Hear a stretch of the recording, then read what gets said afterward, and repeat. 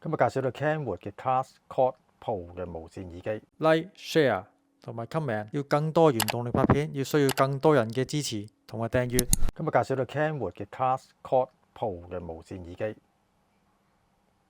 今日 Kenwood 其實好耐已經冇推出過嘅 Hi-Fi 產品，關於音響方面啦。咁自從俾 JVC 收購之後咧，基本上都冇乜音響出過啦。耳機印象中好似日本嗰邊咧係有一兩隻嘅啫，但係我就唔好記得啦。咁講翻正題先，今次咧就如果冇睇錯咧，應該係 Panasonic 咧，即係 JVC 啦嚇引入嘅咁多年嘅 Kenwood 嘅音響產品系列啦。咁藍牙耳機啦，咁其實佢做咗兩隻出嚟嘅，一隻係 Pro，一隻冇 Pro 嘅。咁而今次介紹咧就係 Pro 呢隻先嘅。咁講咗好多佢嘅特別啦。佢講咗佢自己好多特別之處啦，又話震膜啊，諸如此類啊。咁前面加咗個我都唔知叫乜東東嘅，好似高音好啲嘅物體啦嚇。咁相當之震撼啊，因為佢本身都時隔咁多年啦。咁我都冇明咧，其實都想去睇睇嘅。咁講翻之前，其實佢嗰個嘅講一講個 Kenwood 啦。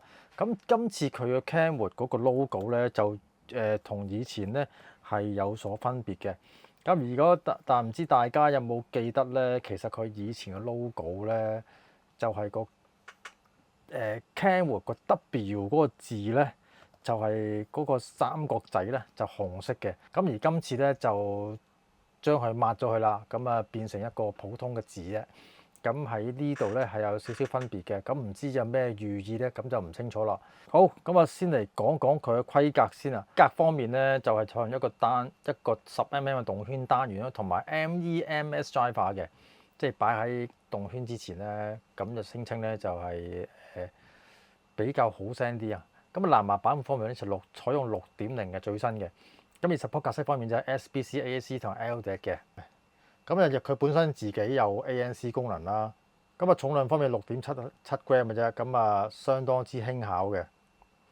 咁先嚟連接手提電話做測試啦。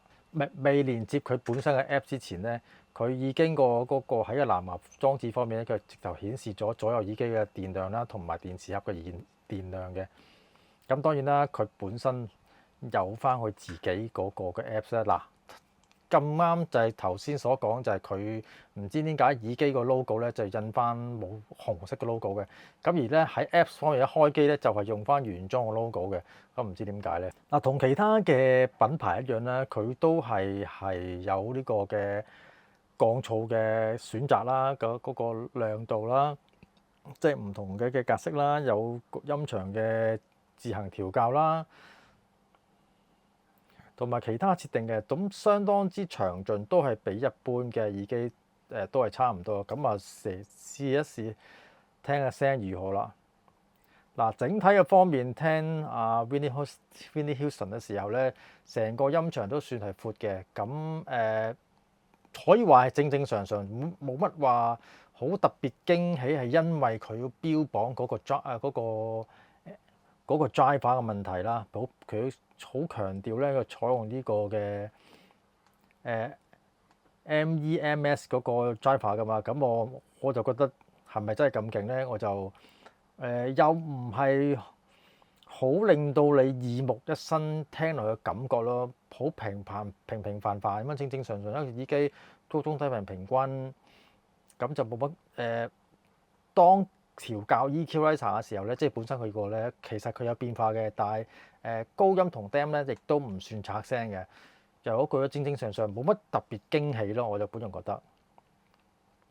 咁而聽翻隻鋼琴聲方面咧，我就覺得佢相當之立體聲唔錯嘅，同埋都幾取悅到你嗰個嘅音效嘅，因為本身佢嗰個標榜啦係 Pro 版啦，咁所以聲音咧理論上咧應該係比冇 Pro 版嘅好聲啲嘅。咁我有聽過比較嘅，咁的確係 Pro 版咧係我覺得係。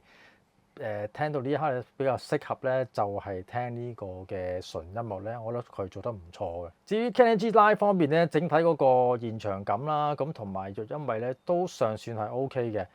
低音方面咧唔算太過嘅突出嘅，反而就係我就覺得佢比較走平衡路線多啲咯。咁淨係聽咗兩首歌咯，其實我就覺得佢好老實，真係冇乜驚喜嘅。好啦，先嚟聽聽通話質素如何啦。而家試咗聽嘅 KXDCI 嘅10 I712H 嘅Class 同嘅形式，都 set 成123嘅目的係10，成123嘅 set 法仔。嗱，聽完通話質素如何咧？咁啊，大家自行判斷佢好唔好啦。咁整體嘅耳機其實我就覺得，我有少少慕名而嚟。哇，Kenwood 過去嘅音響品牌都唔錯嘅喎，出耳機又如何咧？今次咁所以咧就即刻走去試一試啦。咁其實佩戴落去係舒適嘅，輕巧嘅。唔知係咪因為耳膠嘅問題咧？其實佢嗰個降噪咧，我就覺得麻麻地嘅。我都好強調就係因為本身第一現場嘈啦，咁第二就係耳膠係真係我有鬆脱嘅現象嘅，咁所以咧我就覺得佢唔一定咧個降噪係做得唔好嘅，只不過我個耳膠係真係唔適合我嘅啫。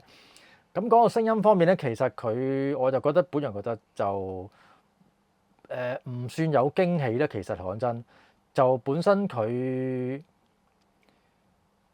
平均嘅取向啦，冇話特別話自己嘅品牌 signature 嘅聲音啦，但係我就覺得，如果你喺部 Pro 同 Pro 之間去比較嘅話咧，我就覺得呢隻耳機咧，喺兩者比較嘅時候咧，Pro 版咧我就覺得咧就適合啲靜態音樂多啲嘅。佢唔係冇 bass 咁，但係咧係唔係話好着重嗰個位啦。我就覺得佢聲音比較平均啲。咁如果冇 Pro 嗰隻嘅咧，其實我就覺得反而調翻轉咧，適合流行曲比較多啲嘅。咁所以兩者嘅分野咧就係咁啦。好，今日介紹咁多，我哋下條片再見啦。Like、share 同埋 comment，要更多原動力拍片，要需要更多人嘅支持同埋訂閱。